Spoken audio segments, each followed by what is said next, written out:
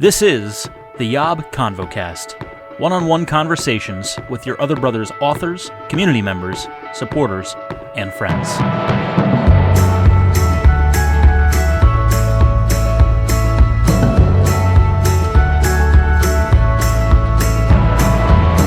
What's up, friends, and welcome back to the YOB ConvoCast as we make the rounds and connect with everyone connected to YOB in some way, shape, or form. And I'm really grateful for today's guest, today's contributor, because he's been a part of YOB from the beginning. And I know him from before YOB. We go back so many years.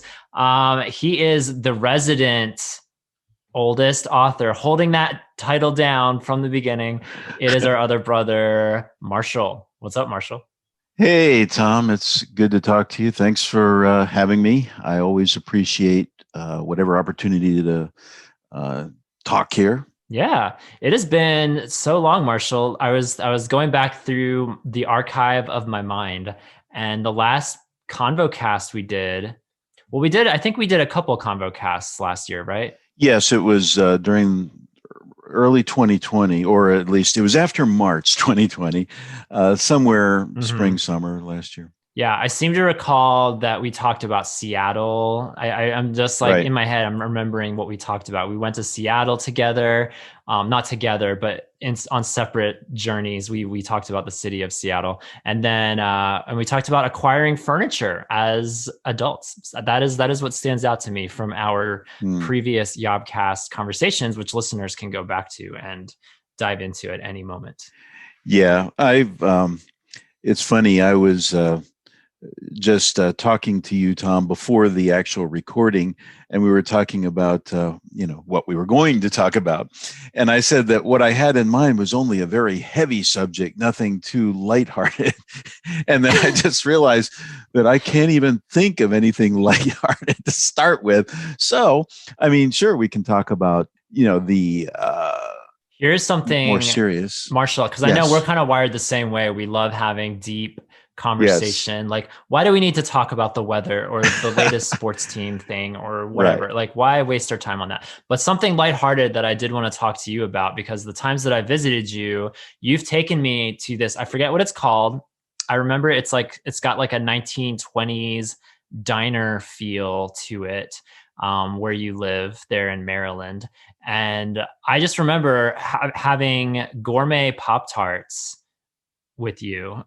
And these were incredible. Oh, okay. It's called Ted's Bulletin. It's Ted's Bulletin. That is what it's called, right, because they give you an old-fashioned bulletin newspaper style menu, and it's one of the best diners around here. But it's it's more of what people would call a fake diner because it's a nice restaurant that's deliberately designed to look like a diner, but it's not a dive diner. Right. But I mean, Gourmet Pop Tarts, yeah, they're like, it's not even, it's like whatever your vision of a Pop Tart is, from who makes that? Kellogg's, whoever makes Pop Tarts. Like this is like a Pop Tart like nothing you've ever had. Yes. I mean, it's flaky, it's fresh, it's hot right out of the oven. They all have all these different flavors. I mean, it was incredible. That is if we wanted to start in the shallow end, Marshall, I was like, we have to start with the Gourmet Pop Tarts in Maryland at Ted's Bulletin. Right. It's huge. Yes. I lived much closer to that particular place before I moved out to the farm where we all live, but it's actually on the way home from work. And because I work at night, I drive almost right by it. So, I'm coming by there at breakfast time. So, I'll stop there once every few weeks. And I think it was just 2 or 3 days ago that I was there myself. It was, and I did have one of their Pop-Tarts. Of course. How can you go to Ted's Bulletin and not have one of their Pop-Tarts? Tell us, Marshall, then what you've been up to. You mentioned that you live farther away now than previously. What have you been up to since we last heard your voice, which I do believe would have been somewhere in the early throes of COVID-19, right, going back to last spring. What have you been up to, I guess, since the last year and a half since we last heard your voice? Yeah, well, I still live in the same place I did then. Okay. When I moved was over 2 years ago. But the main things that have happened, have just been normal kinds of life things. For well, um, it's part of life, but it's difficult. And again, I would have to go into the not so light stuff. My father passed away in later in 2000. He was, I believe, sick at the last time we talked, if I'm remembering right. But he had a very serious stroke and passed away last year. He was 91, and it was more difficult for me than I thought. You're as prepared as you can be when your father is 91, but it was still difficult. So that's probably the biggest thing, and just coping with that um, has been more what's happened the last year and a half. Yeah, I mean, and that's got to be hard too. Not only to lose a parent, like on the one hand, like you said, you can be like somewhat prepared for that to happen once a certain age threshold, I guess, is crossed. But Right. but to lose a loved one in the middle of a pandemic, like we've talked with Matthew a little bit about this because he's lost several Yes. loved ones over the last year during COVID, when there's like all kinds of, oftentimes a lot of guidelines, a lot of restrictions, a lot Yes. of um, just inabilities to grieve, I guess, in the way that you would normally, if that makes sense. So Oh, yes. how has that been for you with your Oh, father? it was excuse me, it was a nightmare. He basically he started having life-threatening problems after the pandemic started, and so he ended up in a hospital. And of course, all hospitals restricted visitation 100%. They didn't care what kind of family member you were, even though I'm literally his son, and they would Mhm. not let me see him. And then he went back to the rehabilitation side of a nursing home, and he was not doing well. And they let me do video calls with him, but they would not let me in there either. Um, and I was talking to him, and even though he had had a stroke, he clearly understood what was going on. Um, and the employees there weren't sure he understood what was going on with the pandemic. So I talked to him, and I reminded him of the Spanish flu, which was 100 years ago. Um, and I was saying that the pandemic that was happening now was very similar to that, in the sense that it was deadly, and they would not let me go to see him because they're isolating him because he's vulnerable. And he understood, and I knew him well enough to he caught that. So at least I knew that he knew that the only reason that I wasn't there by his side was because of this pandemic. So I was grateful that he at least understood that. But it was very difficult for him. And then after this happened, eventually he had a more serious stroke. He was borderline unconscious. I tried a video call. He was not responsive. And long story, but they determined that the stroke affected the part of his brain that controlled breathing and heart. So, he died. And it was very difficult. But, I couldn't be there with him when that happened. And, that was, I don't know how to say it other than not the way I would have planned it, but you can't plan how these things are going to happen. Life sometimes has, uh, difficult parts to it that are out of your control. I'm sure you understand that with your illness the last year. Yeah. You wouldn't have wanted that or planned that, and same thing with losing my father. If I would have wanted to have been there when he passed away, but I couldn't, and he was unaware of things. So a video call just didn't do it. Yeah, this was a tough year to to uh to have any kind of death, any kind of funeral, any kind of Yes. service. On the flip side of that, getting married, that was also a challenge for Yes, people I know in my people. life. I Yes. had a cousin who wanted to have a ceremony. Actually, he married an Australian woman, and so their goal was to have an American wedding, and then maybe a month or two later to have an Australian wedding, and all of that got completely scrapped. They basically just had a private ceremony, just the couple of them, and I think his parents and maybe one or two other people, and it was that was it. And so it was not necessarily what they would have planned either on the other side of the spectrum, but Yeah. but yeah. And then I've been telling people actually with my autoimmune disease, I kind of am grateful in a way that it happened simultaneously with the pandemic, because I can't imagine. I've been telling people, like, I couldn't imagine getting diagnosed now. Like if I went through the year of the pandemic, which was hard on everybody, but then you throw on the fact that now that we're climbing out of the pandemic, if you were then to tell me that I now have to go through a year of autoimmune disease recovery, like that would have just been so crippling to me. So in a way, it's kind of a blessing from my standpoint that like I was able to just like kill two birds with one stone, so to speak. So we got those two awful things out of the way mostly. And hopefully 2021 is certainly going into 2022. Hopefully it has greater promise in store. Yes, I'm so glad you're doing so well. I was concerned. I mean, like a lot of people, when I heard your diagnosis, I started reading online, and you know what's written there. And that was just disturbing. I was certainly praying for you. I'm so glad to see that you're doing, enormously better than I thought you would be doing. I'm so grateful, because it could have been much worse, as you probably read online. Oh yeah. And I joined a bunch of Facebook groups about this particular autoimmune disease. And I saw, these precious, I mean, my goodness, precious older ladies who just had so many more issues than I did. Like I felt like, not to minimize my own pain and my own struggle through this whole thing, especially early on, but like, yeah, it was nothing compared to like loss of vision or kidney failure or allergic reactions to medication. I mean, I didn't have to deal with any of that. Good. So yeah, I feel blessed all Good. around. And here we are a year and a half later, a little over a year later, actually. And I feel almost as normal. Like, I feel like my joints are never going to necessarily be like they were, but I think a lot of that's just getting older too. I'm not not who I used to be, Marshall. So. Wow. So now you understand a little about what I was feeling when you let me set the pace on certain hikes. You understand when my knees were doing what I was doing. I have an empathy now for slower paces and slower hikes and slower meanderings. Yeah. It was because of pain. You understand. Okay.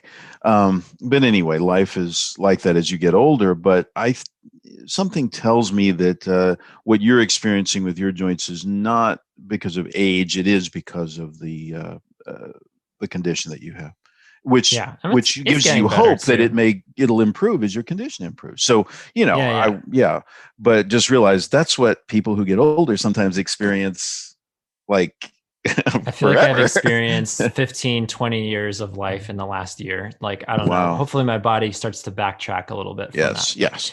But I'm doing all right. No complaints. Well, Marshall, in our last 7 or so minutes, what would you like to talk about? Is there anything on your heart? Well, yes, it's the more serious thing I was going to bring up, and it is actually very much related to my father passing away, and that is, and it's about getting older. I'm 62 years old, for those who don't know, and my father was basically the last close relative I have that is living. I never married, so I have no children, and my mother passed away 20 years ago. I do have one sister, but again, I don't know fully why, but she hasn't been responding to my texts for a while. I mean, like for months. And there's some kind of issue there, but I'm sure eventually I will talk to her. But the point is, I don't have, mother, father, brother, sister, children. I don't have an actual human family. I talk to my cousins. Well, I talked to them at my father's funeral, but not since then. So I basically don't have a human family, but God's given me a spiritual family that has made a huge difference to me emotionally. I mean, it's you really need that as you get older, especially if you are single and don't have parents or children. I could go on and on telling stories about that, but I mean, even just today, um, I got home from work, in the morning because I worked last night, and one of my housemates, his name is Steven, just deliberately came into my room and said, "How are you doing?" And I said, "Oh, good, good." And then he said, "Do you mind if I ask you some more serious questions?" And I said, "Oh no." And then he went on to ask very pointed, good questions about me having a low opinion of myself. And I won't go into that, but he just started to help me see that there's a better way to approach, how would I say this, viewing my faults, instead of really getting down on myself about certain faults. And so anyway, he ended up making he had some really good insights. He told me that he had been praying for me and that he had deliberately come in to talk to me because he wanted to help me, gain confidence in general. So anyway, we did talk for a while, and I felt loved and cared for. And I mean, he hugged me twice during the conversation, and I just really felt his genuine love, and he could tell I needed it, but he wasn't just trying to like humor me. It was because he considered me like a genuine brother, and that just meant a lot to have something like that happen. So as you get older, when you're single, if you don't have a human family, God has a way of providing a spiritual family that makes a huge difference. I thanked him a lot, as you could imagine if you know me. And I was just thinking, this is not a isolated experience. I mean, I have people encouraging me on a regular basis and showing me respect, but not talking down to me or something. They're treating me as a brother, and someone that really matters to them. Yeah, it's awesome to hear that, Marshall. I'm curious because we're running out of time. What would you say to someone listening who I don't know, because I get the sense that maybe I'm not older, I'm not in your age bracket, but Right, I'd right. be curious, like if there's someone out there listening who just doesn't have that, they've never had that. Like, is there anything that you can say, anything that would be encouraging to them? Because I can imagine, I'm starting to feel it a little bit in my 30s that I'm starting to stick out a little bit more as a single Mm-hmm. person. I still think maybe I have a decade or so in me to keep camouflaging. With the masses, but I mean, at some point, I don't know what the number is going to be. If it's going to be 40, if it's going to be 45, if it's going to be 50, but I imagine that just being an older single person can be isolating, at least on the surface. When the typical thing to do, certainly within Christianity, but in greater American culture, it's to get married, it's to have kids, it's Right. to have a nuclear family of your own. So what would you say to someone who's, whether they're 62, 52, 42, 32, whatever age they are, if they're having trouble finding that spiritual family? Well, first of all, go to God. He is our Father, and He is not a bad Father. He's the best possible Father, better than any human father could ever be. And ask for Him to provide. I mean, there's a promise in Scripture that says basically that He will set the lonely in families. But the rebellious will dwell in a dry land. It goes with it. So what that means is certainly don't rebel against God, go toward God, not away from Him, but do ask Him to put you in a family. And He has certainly answered that prayer for me. And obviously, as a practical thing, I mean, be involved in some kind of Christian group, church, house church, whatever it works for you. And as you get to know people, eventually God will provide genuine friends. In my case, a group of us moved in together, and that's been a great blessing. But it doesn't always have to be that you're living in the same house, but you can have very genuine friends that will care for you, and you will care for them. I certainly would be glad to talk in any more detail that someone wants to, that may be in my position. Yeah. you can send Marshall an email anytime, Yes. marshall@yourotherbrothers.com. And you can check out his posts as well. We'll have a link to those in the description as well. Yes. And I guess kind of the asterisk or the PS on this conversation, I'm really curious to see what happens in the decades to come as people within YOB, people within the greater Side B community, they're becoming more and more connected by the day, through the internet, through Zoom calls, through retreats and conferences and what have you. And I think there's a real potential for people who are getting older to relocate, whether that's across the state, whether that's across the city, whether that's across the country even. I've seen that happening again and again, of people relocating to be around who they would call spiritual family. And it's an awesome thing. I mean, we'll see where the decades take us as far as this Side B, this new Side B movement culture, I guess you could call it.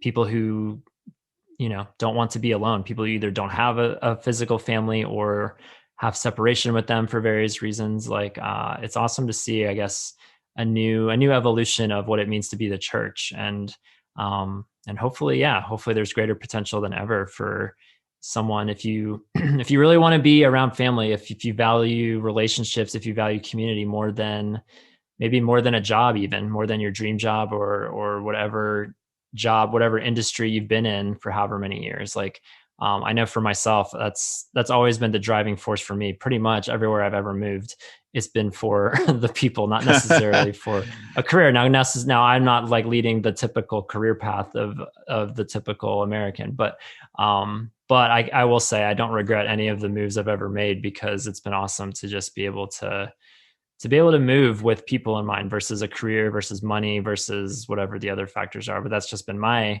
own little priority list. So everyone has to get to their what they value more than others. Yeah, Tom, I would say that I've done the same thing. I could tell the story of who and why, who was involved when I did move.